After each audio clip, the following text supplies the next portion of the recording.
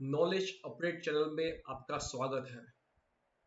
For financial year 2021-22 यानी assessment year 2022-23 का tax audit के लिए सीजन चालू हो गई है और ये टैक्स ऑडिट में सबसे इम्पोर्टेंट जो क्वेश्चन आ रहा है वो है कि क्लॉज 44 ऑफ फॉर्म 3CD जो काफी सालों से डिफर्ड हो रहा है, क्या क्लॉज 44 ऑफ फॉर्म 3CD 21-22 के फाइनेंशियल ईयर के टैक्स ऑडिट में एप्लीकेबल है कि नहीं है।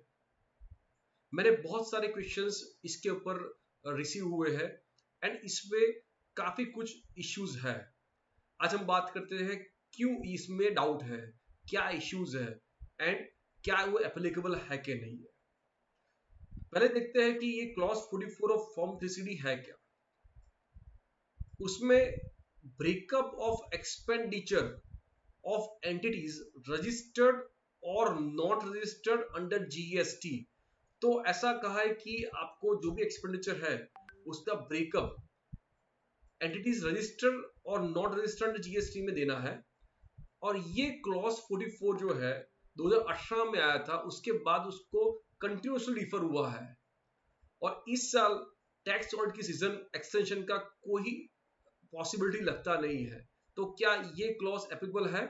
जहां पे लिखा ब्रैकेट में this clause is kept in abeyance till 31 March 2022।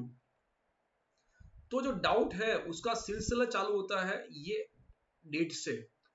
It is kept in abeyance till 31 मार्च 2022। 2021-22 का अगर मैं फाइनेंशियल ईयर का टैक्स रिपोर्ट बना रहा हूं तो उसमें कहना से कि 31 मार्च 2022 उसमें आ गया तो उसके लिए एप्लीकेबल नहीं है। और सेकंड ऑप्शन ऐसा है कि मेरी साइनिंग डेट कौन सी है। मैं आज मई 2022, जून 2022, अगस्त 2022 में उसको साइन कर रहा हूं, तो क्या ये क्लॉज एप्लीकेबल होगा या I have to look at the financial year. तो ये जो डाउट है उसके लिए we need to understand history.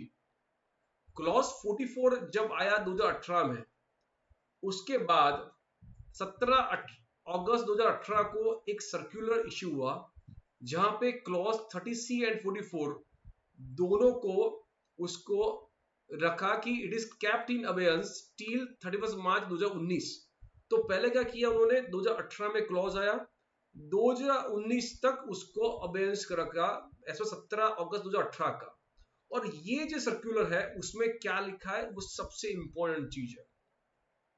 वो सर्कुलर में ऐसा लिखा है, the matter has been examined and it has been decided by the board that reporting under the proposed clause 30C and proposed clause 44 of the tax audit report shall be kept in abeyance till 31 मार्च 2019।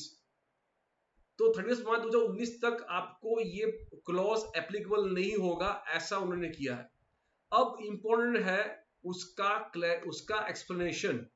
इसका मतलब क्या हुआ, जो explain किया है कि therefore for tax audit reports to be furnished on or after 20th August but before 1st April 19, the tax auditor will not be required to furnish the details call।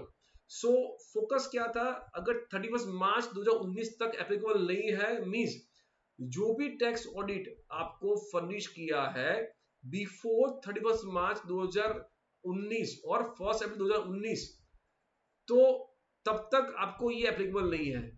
So the objective is on furnishing of tax audit report, not the financial year for which it is to be furnished. Right? Again, I am putting it very clear कि 31 मार्च 2019 तक उसको उन्होंने extend किया था, applicable नहीं है। जहां पे क्लियर लिखा था कि 31 मार्च 2019 तक अगर फर्निश करते नहीं हो जो टैक्स ऑडिट रिपोर्ट, उसमें ये एप्लीकेबल नहीं है। अगर उसके बाद फर्निश करते हो तो एप्लीकेबल हो सकता है, बट उसके बाद उन्होंने एक्सटेंड किया सब्सिक्वेंटली टू 31 मार्च 2020, फिर 31 मार्च 2021 एंड देन 31 मार्च 2022। तो यही जो क्लॉज है उसको अगर अपने इसमें डाले कि therefore for tax audit reports to be furnished on or before 1st April 2022, the tax auditor will not be required to furnish details called for.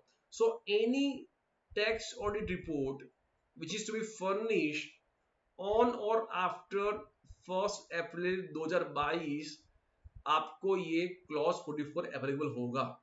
So conclusion ये है 2021-22 फाइनेंशियल ईयर एसेसमेंट ईयर 2022-23 उसमें ये tax audit report में clause 44 आपको applicable होने वाला है. अब देखते हैं क्लॉज 44 है क्या. तो ये पॉइंट क्लियर हो गया कि क्लॉज 44 पे अपने को तैयारी करनी पड़ेगी. टाइम लिमिट है, एक्सटेंशन के कोई चांस नहीं है, और अभी जुलाई एंड आएगा and then we need to focus on the tax audit reporting.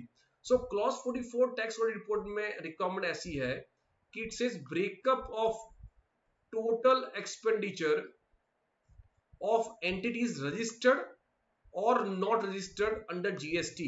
So objective is to get the information of all expenditure in a profit and loss statement into two parts for entities which are registered under GST and for the entities which are not registered under GST. So this is the total amount of expenditure. Then if it is registered under GST, then further sub classifications on exempt from GST, falling under composition scheme, and other registered entities. So these are the three sub classification for the entities registered under GST expenditure, and then remaining is expenditure related to entities not registered under GST. So the friends, I think this is very important change, and for this year 2020-22 financial year, when we are doing ourselves, preparing ourselves for tax audit reporting, अपने को ये ध्यान में रखना पड़ेगा कि clause 44 is applicable. So accordingly the training need to be provided to a staff. Clients need to be aware कि requirement है, and the information extraction is required to be done, and ultimately documentation is to be made for any figures which is reported under clause 44, and this is applicable. Thank you.